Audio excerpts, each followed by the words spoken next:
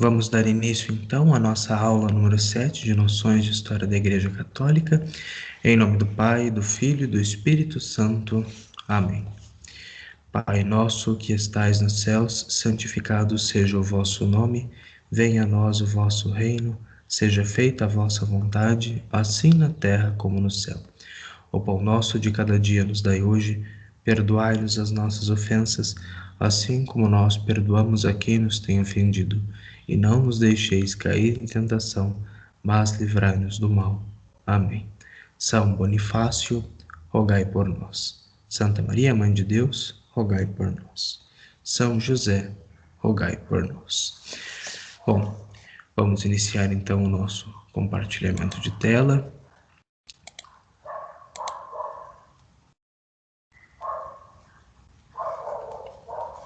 E assim nós passaremos então para a nossa aula número 7. Muito bem, então, aula 7, Constantino Magno e o Edito de Milão. Como o nosso objetivo é aprender algumas noções acerca da história da Santa Igreja, nós não nos detivemos muito nestes primeiros séculos, apenas abordamos temas específicos, mas nós vamos ver com Constantino Magno uma virada no contexto da Igreja Católica importantíssima durante toda a Antiguidade e até hoje. Com Constantino, o cristianismo passa a ser uma religião reconhecida pelo Estado romano e, com o tempo, vai sendo cada vez mais favorecida, vai sendo inserida na sociedade romana publicamente, vai tentar moralizar aquela sociedade e no fim do século irá ser reconhecida como a religião oficial do Estado romano.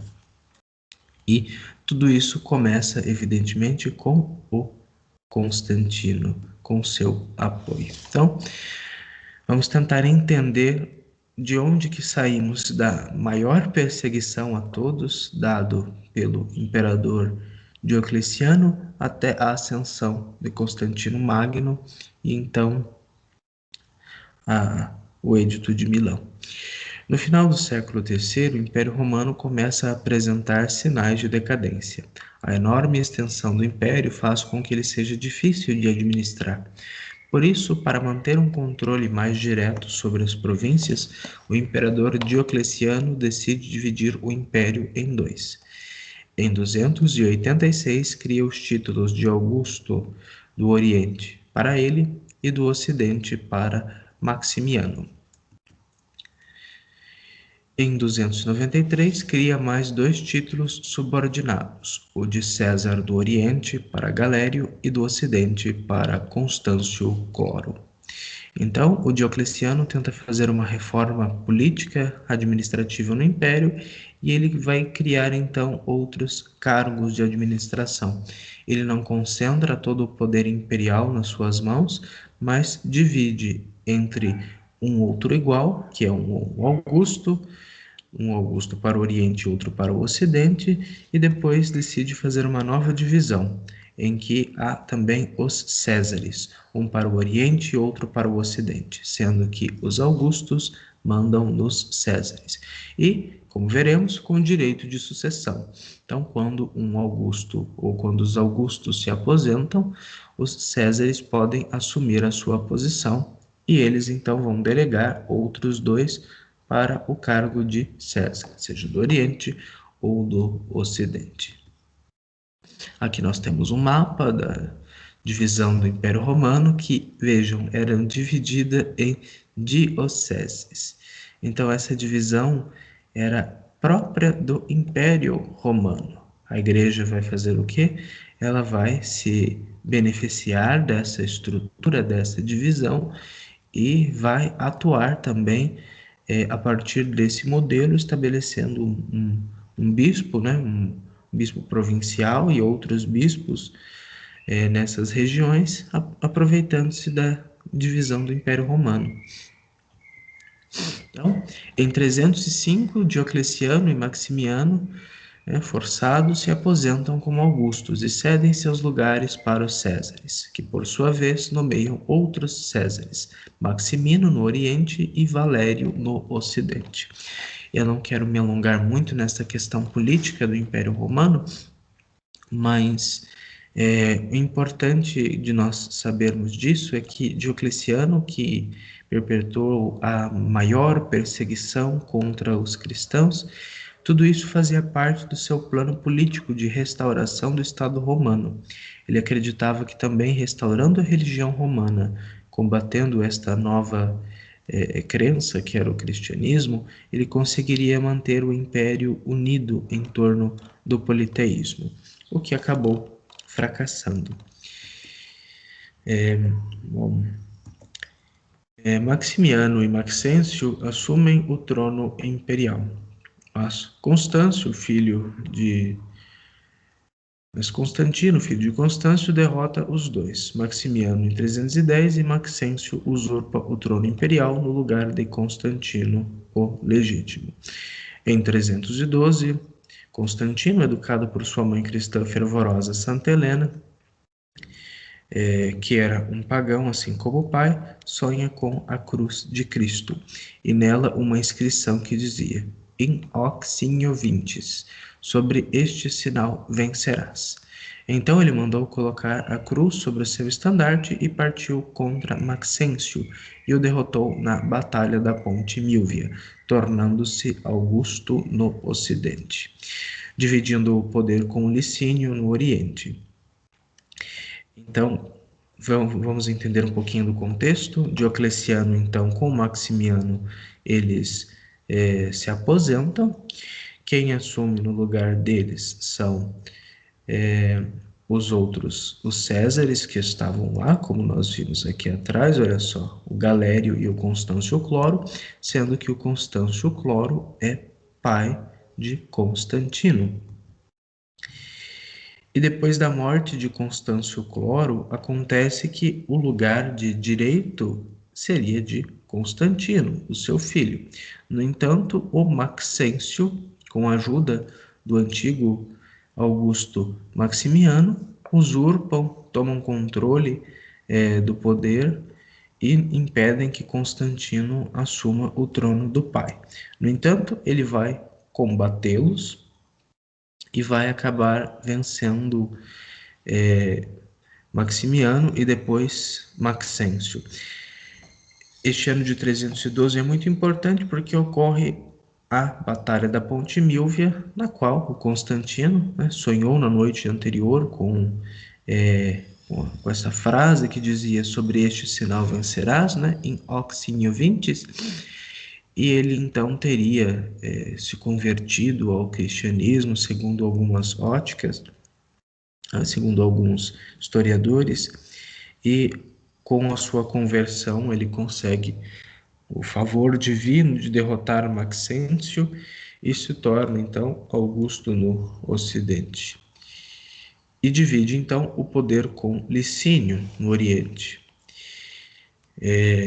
Este Licínio, ele vai ser o último imperador a perseguir os cristãos. Ele vai fazer um edito de tolerância um pouco antes de Constantino, e provavelmente este edito de Licínio, por volta de 311, enfim, vai influenciar muito no o edito de Constantino de 313, ou o edito de Milão. Alguns historiadores acreditam que ele teria se convertido apenas em 317, mas ele não se batizou até o seu leito de morte, ficou como catecúmeno, como era costume naquela época.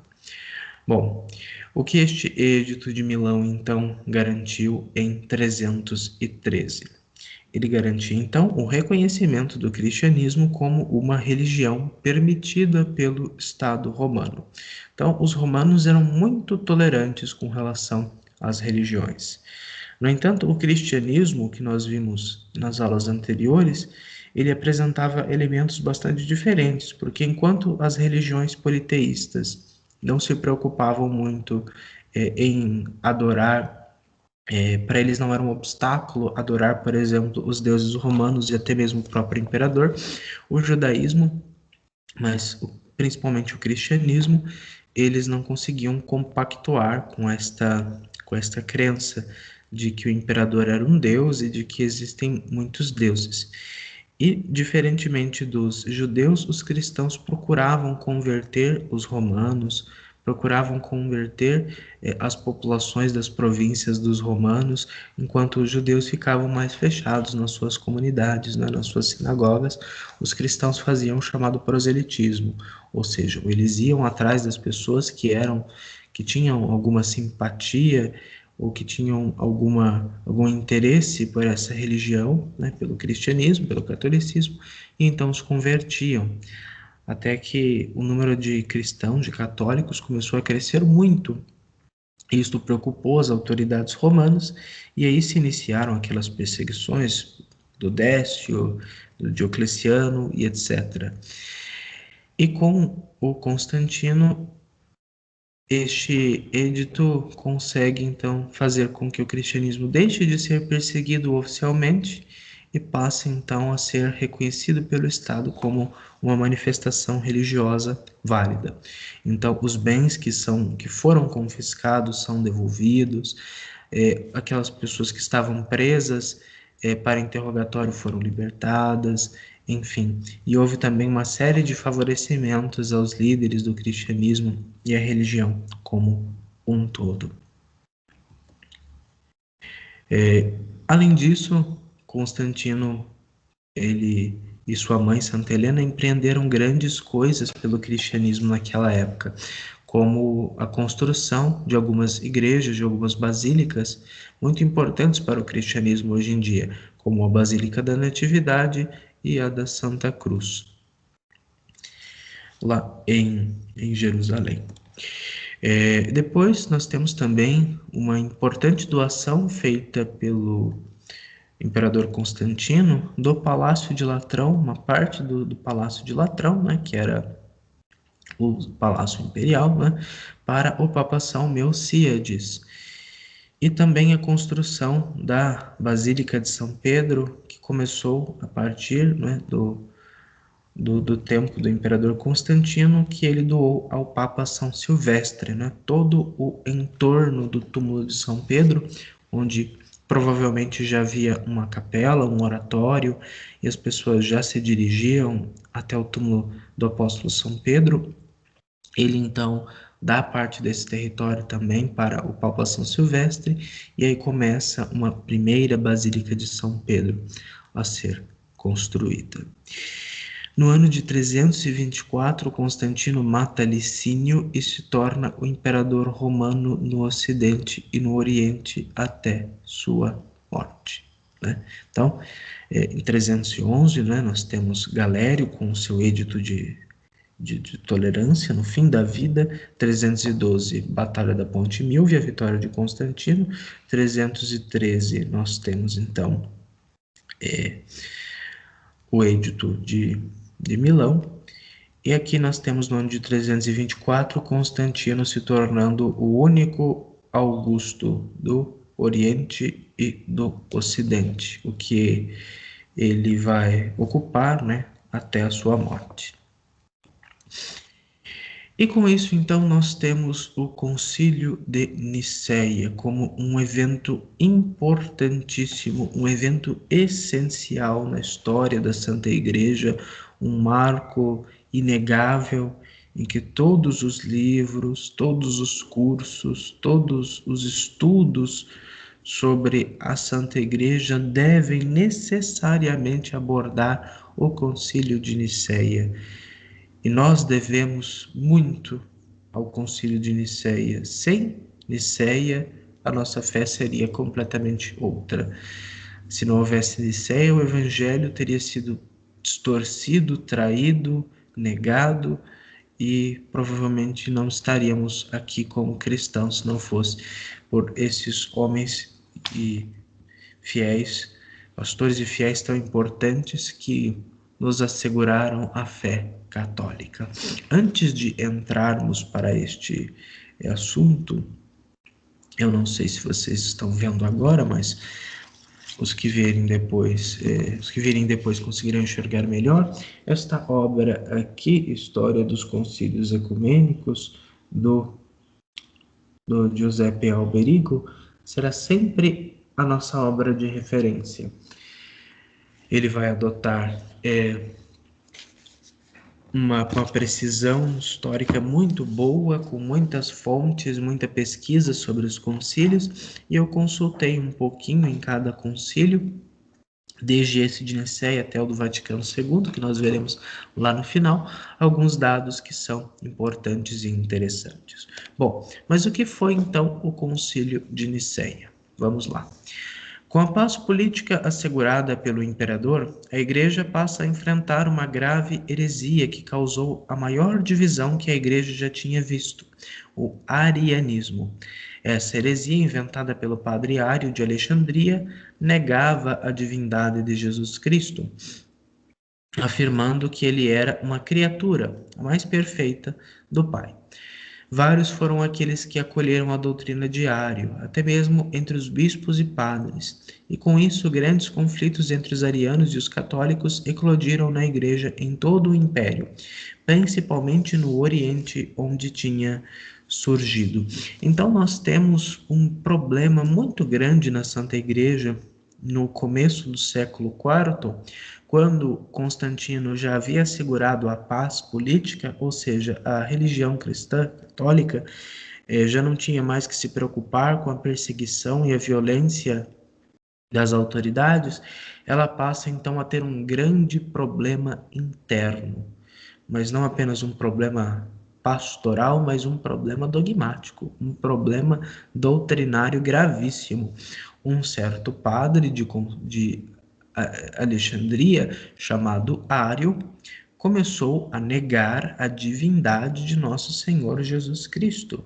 Ário dizia, quase que declaradamente, com muito sofisma, que Jesus não era Deus. Jesus era uma criatura perfeitíssima do Pai, mas não era Deus.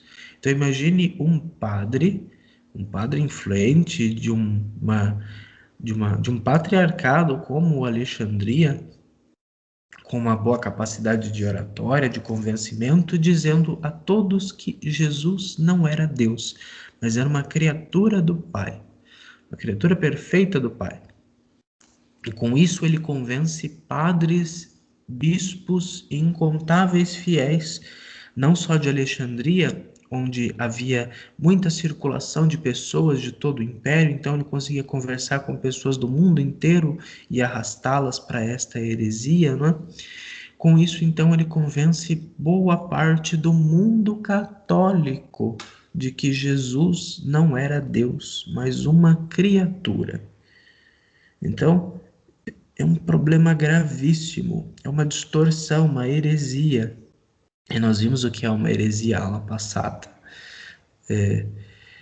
Heresia é o que? É uma escolha, é a hairesis. Né? Quando eu escolho aquilo no qual eu vou acreditar e não vou acreditar, que para nós é uma coisa, né, gravíssima. Então, nós temos um grande problema na igreja em que os fiéis e os pastores se dividem entre aqueles que acreditam na divindade de Jesus, os católicos, os ortodoxos, e aqueles que acreditam que Jesus é uma criatura do Pai, né? Os arianos, que negam a divindade de nosso Senhor Jesus Cristo. Então, pense que coisa gravíssima acreditar que Jesus não é Deus, mas uma criatura do Pai. Isto, para a nossa fé, é uma afirmação inaceitável.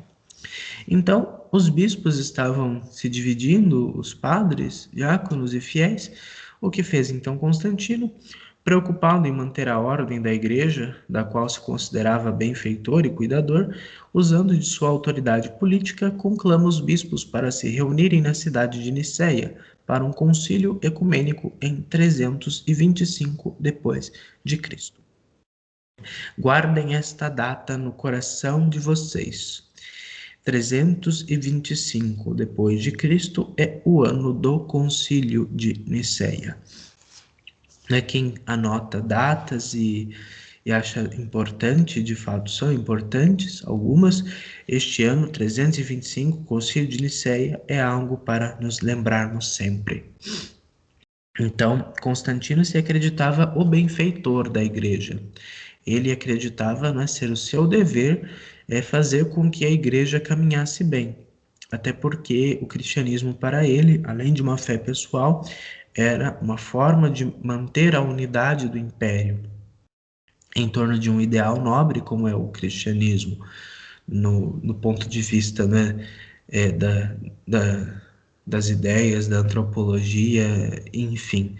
É uma religião que prega a paz, o amor, a unidade, o respeito. Então, do ponto de vista político, também é interessante. Mas não podemos desconsiderar também a sua fé pessoal. E ele, acreditando ser um benfeitor, né, como Ciro, lá no Antigo Testamento, né, foi para o povo judeu, né, do exílio da Babilônia, ele também acreditava ser o seu dever assegurar o bem-estar da igreja no império. Então ele resolveu conclamar vários bispos na cidade de Niceia, né, que hoje é a cidade de Iznik, e hoje, então, fazer com que esses bispos chegassem a um consenso sobre esta questão que Ário levantou. Jesus é Deus ou não? Ele dizia que não, Ário. Enquanto os bispos, alguns o apoiavam, outros, no entanto, o rejeitavam. Nesse concílio, 318 bispos se reuniram. Alguns tinham sofrido na perseguição de Diocleciano. Entre os membros mais ilustres do concílio, além de Constantino, né? Então, nós vamos ver alguns nomes. Este nome, 318, este número, aliás, é muito simbólico, né? Alguns dizem que ele faz referência ao número de servos que Abraão tinha. E também ele, você somando este número, né, o número 12, né, que é um número bastante completo, né, na numerologia judaica, enfim. Então, este número pode ser uma construção, mas nós sabemos da existência de vários bispos, de várias dioceses naquele mundo antigo. Então, nós temos alguns personagens ilustres, alguns personagens importantes nesse concílio. O bispo Alexandre de Alexandria, não é? É santo. Ele era o bispo de Ário, né? Porque Ário era de Alexandria. Nós temos São Nicolau de Mirna, que é a inspiração do Papai Noel, na verdade é São Nicolau. Nós temos o bispo Ósio de Córdoba, que foi o presidente do concílio, né, aquele que dirigiu as sessões conciliares. Nós temos o bispo ariano Eusébio de Nicomédia, né, que não deve ser confundido com o Eusébio de Cesareia, mas que também foi um ariano. Nós temos o Papa São Silvestre, que não participou diretamente do concílio, mas enviou seus legados para representarem Roma nessa questão.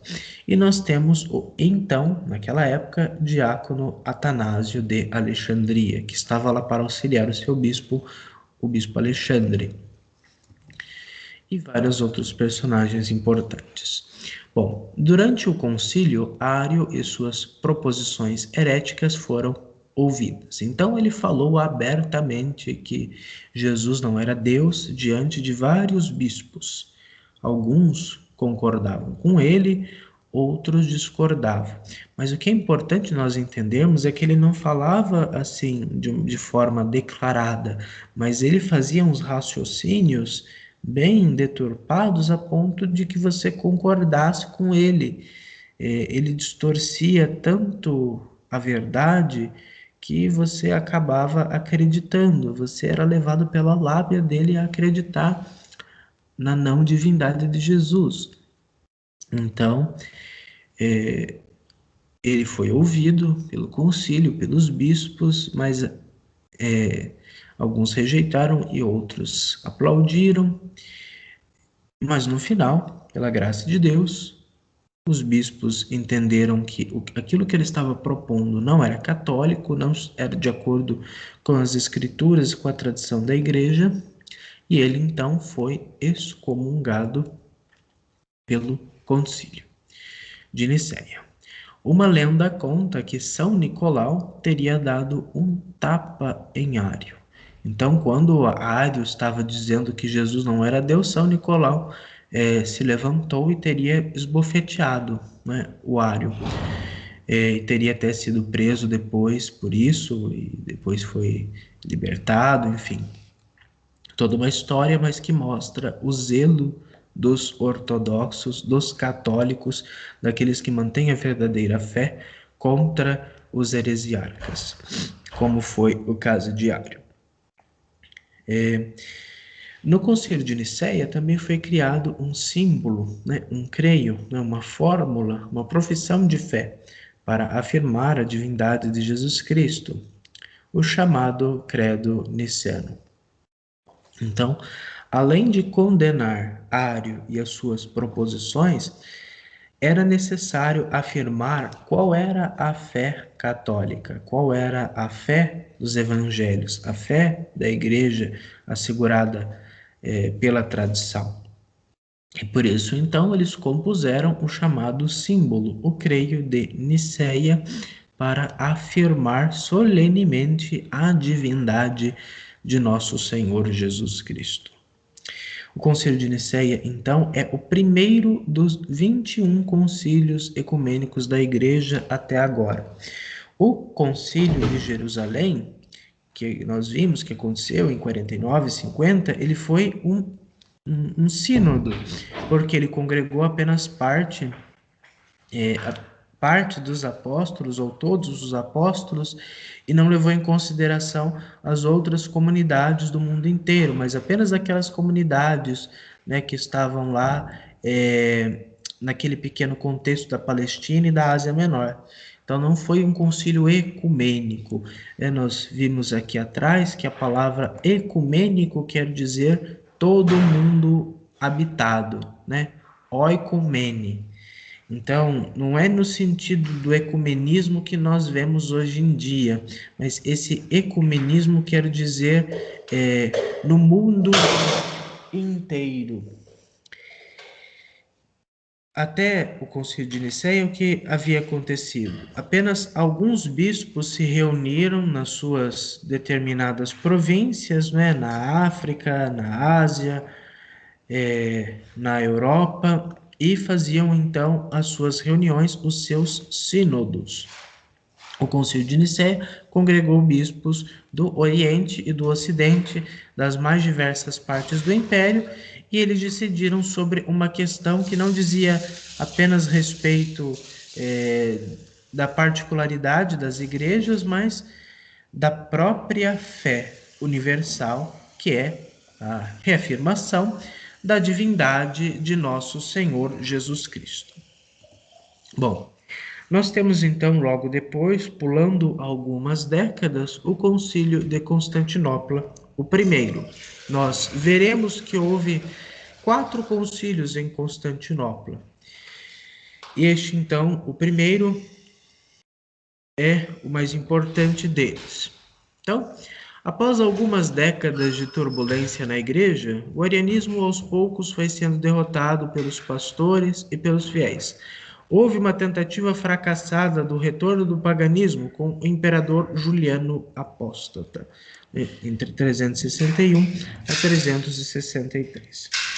E por fim, uma nova heresia assolava a igreja. Um herege chamado Macedônio, que foi patriarca de Constantinopla, negava a divindade do Espírito Santo, né? O macedonismo. Então, nós estamos pulando um pouco algumas décadas, mas o que é importante nós entendermos é que, embora o arianismo tenha sido condenado pelo Concílio de Nicéia, politicamente ele teve um destino muito diferente. alguns bispos conseguiram convencer o imperador Constantino de que o arianismo, na verdade, era a fé católica. E ele, então, voltou-se para o arianismo, né? E não apenas ele, mas os seus filhos promoveram o arianismo e acabaram por perseguir os bispos católicos. Então, enquanto em Nicéia a fé foi assegurada, pelo Estado romano a verdadeira fé foi perseguida. Perseguida a ponto de que veio um imperador, né, chamado Juliano, o chamado de apóstata, que queria restaurar o paganismo. Mas ele teve um reinado muito curto e não conseguiu o seu intento. E naquele mesmo tempo surgiu um herege chamado Macedônio, que ocupava o patriarcado de Constantinopla e negava então a divindade do Espírito Santo, né? Os chamados pneumatômacos, que negavam que o Espírito Santo seria Deus. Mas por conta da importância desse herege, né, o macedônio, esta heresia ficou conhecida como o macedonismo. Então, quem é Deus? Segundo a fé de Nicéia, que ele interpretava assim, Deus, na verdade, é apenas o Pai e o Filho. O Espírito Santo é, no máximo, um impulso de Deus, um espírito de Deus que, na verdade, não se distingue do Pai e do Filho. Então, portanto, não é uma pessoa divina para o macedônio. Então, muitos se dividem na igreja com relação a isso, assim como com a divindade de nosso Senhor Jesus Cristo, e o imperador Teodósio convoca um concílio ecumênico na capital do império, que é Constantinopla, a antiga cidade de Bizâncio, que Constantino reconstruiu para ser a capital do Império Romano. Teodósio, então, que havia ascendido há 2 anos antes, como imperador, ele então convoca o Concílio de Constantinopla para tratar desta questão. E segundo algumas fontes, reuniram-se 150 bispos do Oriente. Entre eles, São Gregório Nazianzeno, São Nectário, que era o patriarca de Constantinopla, São Gregório de Nissa, o bispo Timóteo, né, o patriarca de Alexandria, e Melécio, que depois foi sucedido por Flaviano. Estes eram os patriarcas de Antioquia, e diversos outros bispos, né, como mostra esta foto. Nós temos, no meio, entre os anos de 325 a 381, um problema muito grave com relação à sede de Antioquia. Ou seja, por causa dessa questão do arianismo e da condenação do arianismo, alguns bispos acabaram sendo depostos pela autoridade imperial e assumiram alguns usurpadores nesse meio tempo. Então, haviam pessoas que apoiavam os bispos católicos nas suas dioceses, nas suas sés, e alguns grupos apoiavam os bispos heréticos nas suas sés. Então, muitos bispos tiveram que governar as suas dioceses no exílio, como veremos que foi o caso do grande Santo Atanásio de Alexandria. Então, nós temos no Concílio de Constantinopla essa grande discussão na qual participaram principalmente os bispos da chamada pentarquia. O que é a pentarquia? São as 5 dioceses, arquidioceses ou patriarcados mais importantes do cristianismo. Nós temos, então, Roma, Constantinopla, Alexandria, Antioquia e Jerusalém. Então, os patriarcas, os bispos destas cidades eram tidos como mais influentes do que todos os demais, principalmente o bispo de Roma, que no caso então era o Papa São Damaso. No Concílio de Constantinopla, os padres conciliares condenaram as teses de Macedônio como heréticas, e para afirmar a divindade do Espírito Santo, reafirmaram aquilo que havia sido decidido no Concílio de Nicéia e fizeram adições ao credo niceno, que passou a ser chamado de símbolo niceno-constantinopolitano, né? Coloquei aqui a observação que ele é rezado na missa da forma extraordinária, todas as vezes, todos os domingos e solenidades, e em alguns casos, nas solenidades, na forma ordinária, que é que nós estamos acostumados. Mas o que é importante nós entendermos sobre isso é que já no Concílio de Constantinopla, o Concílio de Nicéia tinha uma importância gigantesca, ou seja, para definirem a fé, esses bispos recorreram ao Concílio de Nicéia e a partir do Concílio de Nicéia, e claro, das Escrituras e dos padres da Igreja, eles então chegaram à conclusão de que Macedônio é um herege. Então, o Espírito Santo é uma pessoa divina, é Deus, é uma pessoa da Santíssima Trindade e deve ser adorado e glorificado como o Pai e o Filho, como reza o símbolo niceno-constantinopolitano. E eles então pegaram o creio de Nicéia e colocaram algumas afirmações a mais que enfatizavam também a divindade do Espírito Santo. Então, se nós pegarmos lá no Denzinger, nós poderemos encontrar o credo niceno e o credo niceno constantinopolitano. E podemos ver então que no credo niceno constantinopolitano foram inseridas partes que se referiam mais ao Espírito Santo, já que o credo niceno foi feito para afirmar a divindade de Jesus Cristo, e o credo niceno-constantinopolitano afirma a divindade de nosso Senhor Jesus Cristo e a divindade do Espírito Santo. Reafirma tudo aquilo que foi discutido em Nicéia e acrescenta mais algumas coisas aos cânones de Nicéia, acerca da disciplina da Santa Igreja.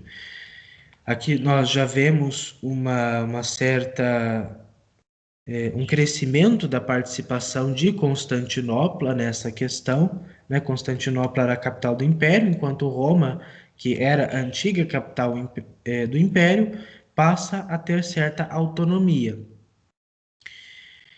Mas o que eu achei importante destacar nesse momento é a figura do grande santo Atanásio de Alexandria. Se nós pegarmos a lista dos doutores da Santa Igreja, veremos que ele é, cronologicamente, o mais antigo. E, de fato, ele é inspiração para todos os demais, porque ele foi uma figura importantíssima durante o Concílio de Nicéia e nas 4 ou 5 décadas seguintes ao Concílio de Nicéia, em que ele dedicou toda a sua vida na defesa da verdade da fé católica, da fé cristã. E por isso, então, ele é uma das figuras mais veneradas, né, no cristianismo, um santo de alto valor para todos. Então, Santo Atanásio não esteve no Concílio de Constantinopla, mas foi graças aos seus escritos, aos seus esforços, ao seu testemunho, é que o concílio conseguiu chegar às decisões que chegou. Então, a sua figura foi muito importante no Concílio de Constantinopla, mesmo estando ausente, né, porque já havia falecido. Assim como foi no Concílio de Nicéia, em que ele era ainda apenas um diácono, mas ajudou o seu bispo, Santo Alexandre de Alexandria, a afirmar que Ário era um herege e que não tinha sua aprovação, e que o próprio clero de Alexandria já havia se voltado contra Ário. Então ele, ainda como diácono, ajudou o seu bispo. E quando Santo Alexandre faleceu, ele foi eleito bispo, ou melhor, patriarca de Alexandria em seu lugar. E lá ele permaneceu por 45 anos à frente da sede de Alexandria. Só que, no entanto, ele teve que enfrentar 5 exílios, né? Constantino, Constâncio e outros imperadores também fizeram com que Santo Atanásio fosse exilado 5 vezes. E mesmo assim ele continuou a governar a sua diocese, a sua arquidiocese, seu patriarcado, no exílio. Ele então, durante esses exílios, ele acabou conhecendo o grande Santo Antão do deserto, né? O primeiro monge, ou chamado de o pai dos monges. Ele conheceu então Santo Antão, foi seu discípulo e depois ele escreveu uma biografia de Santo Antão, a qual nós podemos ler e que é maravilhosa, escrevendo a vida do grande abade, né? O homem que deixou tudo, o primeiro que deixou tudo para ir para o deserto e então buscar a santidade lá no deserto. Santo Atanásio o conheceu e ele vai contar um episódio muito interessante, né, dizendo que depois do Concílio de Nicéia, Santo Atanásio teria chamado Santo Antão para que ele convencesse 2 arianos da divindade de Jesus Cristo, né? Então, naquela época, Santo Antão já tinha mais ou menos uns 80 anos. E quando aqueles 2 arianos viram aquele ancião, né, falar tão apaixonadamente que Jesus era Deus, eles resolveram então abraçar a fé e abandonar o erro. Esse é um episódio muito bonito, que o professor Felipe Aquino também conta na sua História da Igreja. Santo Atanásio foi o grande mentor espiritual do concílio, mesmo tendo falecido anos antes. Seus escritos, que afirmam a divindade de Jesus, a divindade do Espírito Santo, a encarnação do Verbo, a inspiração da palavra de Deus, né, até o seu cânon, foram essenciais para o desenvolvimento da doutrina da Igreja. Então, Santo Atanásio é o primeiro dos grandes teólogos pós-nicenos. Nós temos aquela lista de santos padres que nós vimos na aula passada, que vieram antes do Concílio de Nicéia. Santo Atanásio já é um teólogo, já é um padre pós-niceno. Ele já se insere como o primeiro dos grandes padres a partir do Concílio de Nicéia. E ele vai afirmar a divindade de Jesus, do Espírito Santo, vai escrever um tratado sobre a encarnação do Verbo, na qual ele afirma, né, contra os arianos e contra outros hereges, outros gnósticos, que o Verbo se fez carne. E ele vai escrever uma carta, né, chamada Carta às Festas, né, em 367, que vai ser o primeiro cânon bíblico, em que vai estar a estrutura do cânon bíblico como nós a conhecemos. Então, o testemunho de Santo Atanásio sobre os livros inspirados, sobre os livros que compõem a palavra de Deus, foi muito importante anos depois para o desenvolvimento da Bíblia, da formação do cânon, ou seja, a lista dos livros sagrados e inspirados da palavra de Deus. Então, a partir da doutrina de Santo Atanásio, a Igreja continuou a se desenvolver e os padres conciliares, ou seja, os bispos reunidos em Constantinopla, puderam então chegar à afirmação da divindade do Espírito Santo e de outras coisas essenciais. Alguns que dizem que o Santo Atanásio teria composto até também um credo, como está lá no Denzinger, né? O símbolo quinquunque, o credo de Santo Atanásio, que hoje se sabe que não foi ele, mas certamente foi inspirado pelos escritos e pela fé a qual professava o Santo Atanásio de Alexandria. Então ele tem uma vida magnífica.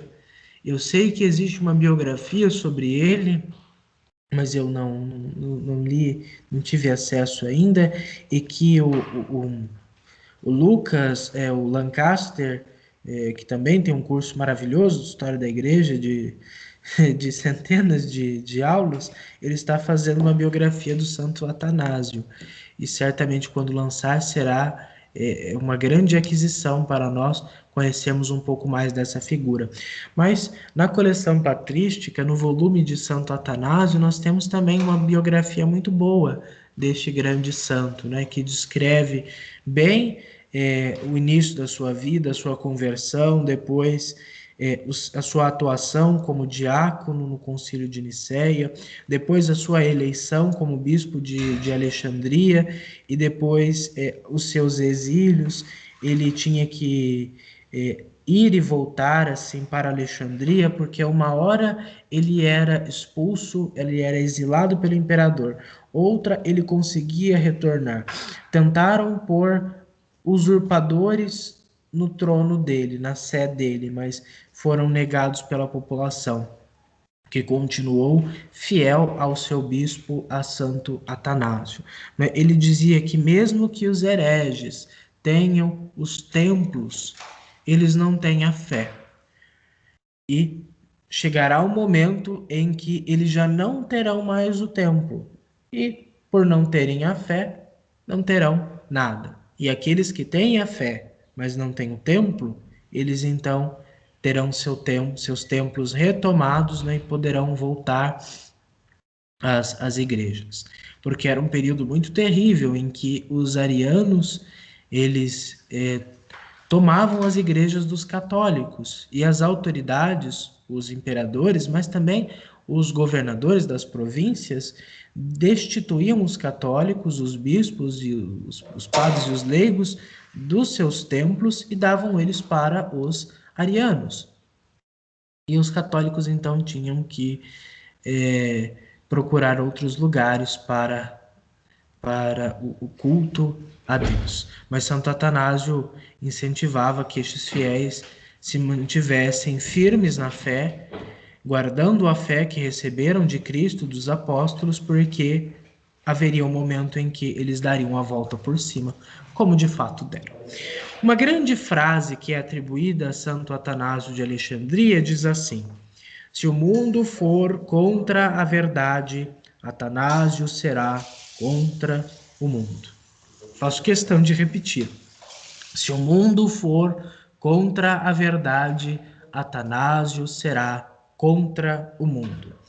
Por isso que Santo Atanásio é chamado de o doutor contra o mundo, porque ele de fato empreendeu uma batalha espiritual e pessoal também contra muitas coisas, contra a perseguição do império, contra o arianismo, contra outras heresias, contra a inveja de muitas pessoas que tinham para com a sua figura também.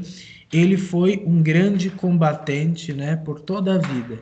Vemos que ele teria nascido em 295 e falecido em 373. Então, nos seus 78 anos de vida, ele se dedicou à fé católica e à verdade. E se colocou contra o mundo para fazer com que a verdade fosse conhecida, crida e amada. Que o exemplo de Santo Atanásio continue a nos inspirar e a nos iluminar, para que nós também sejamos contra o mundo, se o mundo for contra a verdade. Hoje eu acabei, felizmente, me contendo e não extrapolei o tempo dos temas, então vamos fazer uma recapitulação para que nós possamos entender um pouco de tudo aquilo que nós falamos hoje. Então, vamos lá no comecinho. Nós vemos que o imperador Diocleciano, temendo a queda do império, a dissolução do império, o que ele fez? Dividiu o império em 4 grandes regiões, 2 Augustos e 2 Césares. Até que no ano de 305 ele renuncia e quem vai assumir em um dos postos de governança vai ser Constâncio Cloro, o pai de Constantino Magno. Constâncio Cloro morre, Maximiano e Maxêncio usurpam o lugar de direito de Constantino. O que ele faz? Ele combate os dois e no ano de 312, na Batalha da Ponte Milvia, ele então sonha com a cruz de Cristo, sob este sinal vencerás, coloca a cruz de Cristo no seu estandarte, vence Maxêncio e então se torna o imperador. com Licínio. No ano de 311 ainda nós temos um edito de tolerância um pouco mais reservado, e em 313 Constantino dá o edito de Milão, concedendo liberdade religiosa ao cristianismo. Além disso, ele vai enviar a sua mãe para a Terra Santa para recuperar a cruz de Cristo, recuperar o lugar do nascimento de Cristo, e lá constrói algumas igrejas. E em Roma, ele favorece o Papa São Milcíades e o Papa São Silvestre, dá o Palácio de Latrão para São Milcíades, parte, e dá também o território da Basílica de São Pedro para o Papa São Silvestre. Ok. Em 324, ele mata Licínio e passa a ser o único imperador romano. Em 325, com a heresia de Ário dividindo as pessoas, os bispos e os fiéis, acerca da divindade de nosso Senhor Jesus Cristo, Ário afirma que Jesus não era Deus, mas era uma criatura de Deus. Constantino, então, convoca o Concílio de Nicéia, com a participação de 318 bispos, e lá eles definem que Ário é um herege, a sua doutrina é falsa e, na verdade, Jesus é Deus, e compõe o Credo Niceno. Nós temos várias décadas de muitas turbulências, nós temos o próprio Constantino, infelizmente, caindo para o arianismo, sendo batizado no seu leito de morte por Eusébio de Nicomédia como ariano. Nós temos o próprio Eusébio de Cesareia, o pai da história eclesiástica, infelizmente também caindo para o arianismo, junto com outros bispos. Nós temos também a grande agitação política e religiosa por conta do arianismo. Muitos bispos foram depostos injustamente e, no seu lugar, arianos assumiram o governo de várias dioceses. E o principal desses que nós conhecemos é Santo Atanásio de Alexandria, que foi diácono durante o Concílio de Nicéia, eleito após a morte de Santo Alexandre, o patriarca de Alexandria, e por 45 anos governou a sede Alexandria. Até que surgiu uma outra heresia chamada de macedonismo do patriarca de Constantinopla, o macedônio, que afirmava que o Espírito Santo não era Deus. Então, novamente, o imperador Teodósio, o grande Teodósio, ele convocou o concílio de Constantinopla, reuniu vários bispos, e esses decidiram, então, segundo a fé de Nicéia, segundo as escrituras e a tradição da igreja, que, na verdade, sim, o Espírito Santo é Deus, e terminaram o credo niceno, formando o credo niceno constantinopolitano, no qual é afirmada a divindade de nosso Senhor Jesus Cristo, a divindade do Espírito Santo e, obviamente, a Santíssima Trindade. Em 380, como nós veremos na próxima aula, o imperador Teodósio vai conceder ao cristianismo o status de religião oficial do império. Então, além de ser uma religião permitida pelo Estado romano, vai se tornar, então, a religião oficial do império. O que realmente gostaria que ficássemos, que fixássemos no nosso entendimento sobre esta aula de hoje, é que com Constantino nós temos uma grande abertura para a igreja, mas nós também temos o problema da união entre Estado e igreja, porque nós vemos que os primeiros concílios, estes dois que nós vimos agora e os próximos, vão ter muita interferência dos imperadores, ou seja, eles se arrogam no direito de governarem, de certa forma, não apenas o Estado, mas a igreja. E isso, quando o governante é bom, acaba sendo uma solução. Mas quando o governante é ruim, acaba sendo terrível. E nós vemos até hoje o problema que é quando o Estado tenta governar a igreja. E também, é claro, ocorrem muitos problemas quando a igreja tenta governar o Estado.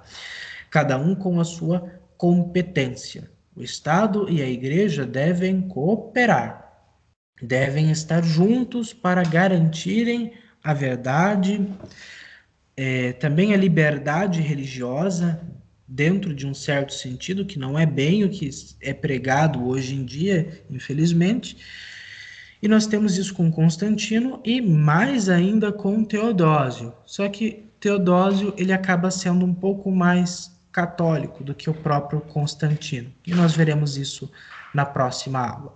Nós temos então a fé de Nicéia e a fé de Constantinopla como duas colunas da fé, que embasadas nas Sagradas Escrituras que estavam sendo ainda definidas, né, no seu cânon, e na tradição da igreja, a qual eles sempre faziam referência, a partir disso, e os sínodos regionais, os vários sínodos regionais que já aconteceram nos séculos II e III, a partir disso, eles determinaram, então, a fé católica contra as heresias. Então, tanto nós, católicos, quanto os ortodoxos orientais e os protestantes históricos, todos os cristãos reconhecem as decisões dos concílios de Nicéia I e de Constantinopla I. É base da fé para nós as afirmações desses concílios. Então, eu vou deixar como leitura complementar duas obras, dois capítulos de duas obras que falam sobre os concílios de Nicéia e de Constantinopla. E vou deixar também como leitura complementar o 10º capítulo da história eclesiástica de Eusébio de Cesareia, que vai falar então o que aconteceu com a igreja após o Edito de Milão, né? A paz de Constantino, né, como é chamada, que ele, reconhecendo o cristianismo, trouxe paz à igreja. E a partir dessa leitura, então, alguns detalhes, alguns dados, o contexto vai ficar mais claro para todos, porque nós não temos tempo de desenvolver melhor essa questão. Semana que vem nós já iremos então para Teodósio, Éfeso, o concílio de Éfeso e o concílio de Calcedônia. Ficou alguma questão? Tem alguma dúvida? Eu me coloco sempre à disposição. Se Constantino morreu crendo na heresia ariana, o que faz uma pessoa arriscar a sua salvação por uma doutrina estranha? Não seria o suprassumo da burrice? Então, as coisas não eram tão simples assim. De fato, Constantino não tinha aquela instrução religiosa, no sentido de compreender as minúcias, né, da fé. Então, ele provavelmente acabou sendo enrolado por um bispo mais esperto, por bispos mais espertos, como o Eusébio de Cesareia e o Eusébio de Nicomédia. Embora a igreja ortodoxa afirme que Constantino é santo, e ele tenha uma memória litúrgica e ele seja chamado como igual aos apóstolos. A igreja resolveu não canonizar o Constantino, até por conta de que não se sabe muito bem como andava a sua consciência e a sua fé antes, né, do seu falecimento. Mas guardamos um grande respeito e admiração por ele, porque de fato contribuiu muito para a igreja. Então, de fato, não foi uma decisão muito correta a dele ter ido contra não contra, mas não ter professado o concílio de Nicéia e não ter favorecido as suas decisões e nem os bispos ortodoxos, mas ter favorecido os arianos heréticos. Bom, eu espero que tenha ficado claro este tema. Vamos encerrar. Se houver mais alguma dúvida, eu continuo aqui para responder essas questões. Agradeço a todos pela participação. Eu creio que a aula tenha sido muito boa pelo conteúdo. E semana que vem o conteúdo será tão mais interessante quanto este foi. Agradeçamos então a Deus, recorramos à Santíssima Virgem, a sua intercessão por nós, para que abençoe a nossa semana e os nossos afazeres, especialmente nossa saúde e nossa fé. para que pela intercessão de Santo Atanásio de Alexandria possamos nos colocar contra o mundo, se o mundo se colocar contra a verdade. Ave Maria, cheia de graça, o Senhor é convosco. Bendita sois vós entre as mulheres, e bendito é o fruto do vosso ventre, Jesus.